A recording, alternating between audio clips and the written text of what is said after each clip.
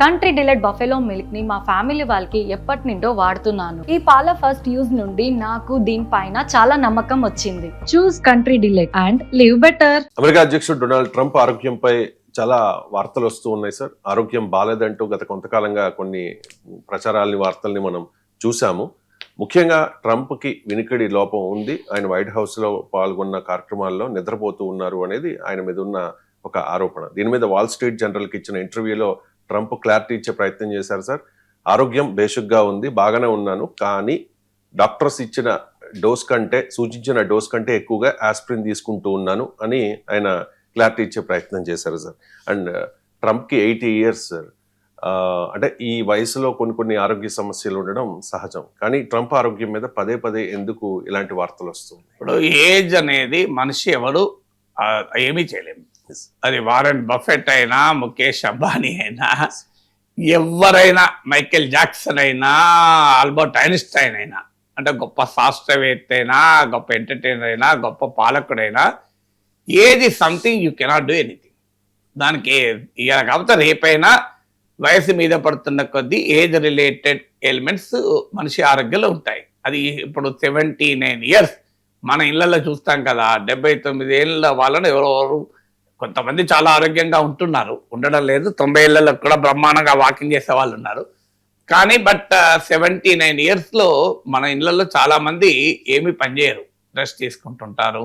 So ఉదయాన్నే లేచి కాస్త మనవరాలతో గడపడం, టీవీ చూసుకోవడం ఇట్లుంటారు. కానీ ఆయన అమెరికాకు దేశాధ్యక్షుడిగా ఉన్నారు 79 years. సో అదేమీ తప్పు కాదు కదా కొంత ఆరోగ్య సమస్యలు ఉంటే. అయితే సమస్య ఏంటంటే అమెరికన్ ప్రెసిడెంట్ ఆరోగ్యం అనేది వ్యక్తిగత అంశం కాదు. It is related to America national security. ప్రపంచ పరిణామాలపై కూడా అమెరికా అధ్యక్షుని ఆరోగ్యం ప్రభావం చూపుతుంది.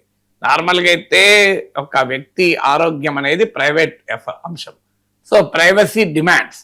కానీ ఇక్కడ అధికారంలో ఉన్నప్పుడు అధ్యక్షులుగా, ప్రధానమంత్రులుగా, ముఖ్యమంత్రులుగా ఉన్నప్పుడు ఏమవుతుంది అంటే they decide the destiny of the people.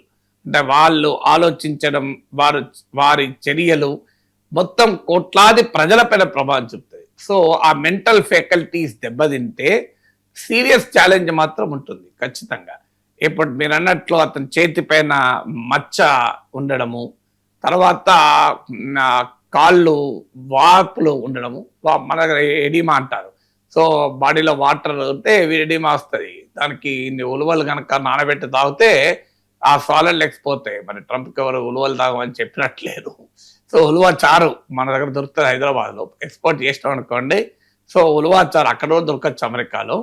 అమెరికాలో కూడా ఉలువ చారు దొరకచ్చు కాదు. మేము అమెరికాలో ఇటీవల ఉన్నప్పుడు ఉలువ చారు తెచ్చుకున్నాం కూడా.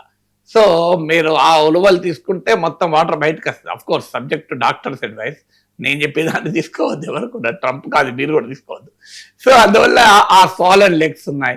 అలాగే మీటింగ్లలో ఎక్కువసేపు కళ్ళు మూసుకొని ఉంటున్నాడని. సో మన దగ్గర అసెంబ్లీ జరుగుతున్నప్పుడు, క్యాబినెట్ జరుగుతున్నప్పుడు, బహిరంగ సభలు జరుగుతున్నప్పుడు వెనకాల గురక పెడితే టీవీలో, సోషల్ మీడియాలో చెక్కలు కొట్టిన ఉదాహరణ లేవా? సో దీస్ ఆర్ ఆల్ సహజమైన things. So weather is able to discharge response. కొత్త కాదు, మీకు రొనాల్డ్ రీగన్ విషయంలో కూడా ఇలాగే వార్తలు వచ్చాయి, మెమరీ లాస్ అని. ఇక జో బైడెన్ అయితే ట్రంప్ ఎట్లా ఆడుకున్నాడు చూస్తాం. స్లీపీ జో అని పేరు పెట్టాడు. ఈవెన్ మీకు రూజ్వెల్ట్ డిసెబిలిటీ పై కూడా చర్చ జరిగింది. So this is not new to America. అయితే ట్రంప్ ఏంటంటే దాన్ని ఒక ఎలక్టోరల్ ఇష్యూగా మార్చి జో బైడెన్ వేటాడాడు. ఆ ట్రంప్ వేటాడడం వల్లనే జో బైడెన్ మధ్యలో అభ్యర్థిత్వాన్ని కూడా వదులుకొని కమలా హారిస్ కపే వెళ్ళిపోవాల్సి వచ్చింది. సో ట్రంప్ పాలిటిక్సే ట్రంప్ని ఇవాళ వెక్కిరిస్తున్నాయి. ఇది victim of his own politics. So Joe Biden క్యాండిడేట్గా ఉన్నప్పుడు తనకన్నా వయసులో చిన్నవాడైనా బైడెన్ ఆరోగ్యాన్ని ఒక ప్రధానమైన అస్త్రంగా చేసుకుని పోరాడే ట్రంప్. అందువల్ల ఇలా ట్రంప్ పైన 34 ఏళ్ళ జోరాన్ మమ్దాని విరుచుకుపడుతున్నాడంటే ఎందుకు విరుచుకుపడాడు? మరి నువ్వు చేసిన పనే అది కదా. సో బట్ ట్రంప్ అనేది నేను ఐఎమ్ పర్ఫెక్ట్లీ హెల్తీ. మీరు అన్నట్టు ఇప్పుడు మచ్చ కావడం, హై డోసెస్ ఆఫ్ ఆస్పిరిన్ తీసుకుంటున్నాను. ఆస్పిరిన్ బీపీ ఉన్న వాళ్ళు చాలా మంది తీసుకుంటారు. ఇకోస్పిన్ అని చెప్పి టాబ్లెట్ వాడుతుంటారు. That's a part of protective medication కూడా. బీపీ ఉన్న వాళ్ళు చాలా మంది కార్డియాలజిస్టులు ఈ డిలేడ్ అంటే రిలీజ్ ఆఫ్ ఆస్పిరిన్ లేదా ఆస్పిరిన్ ఇస్తుంటారు. దాని హెవీ డోస్ వల్ల మచ్చ అయింది అంటున్నాడు.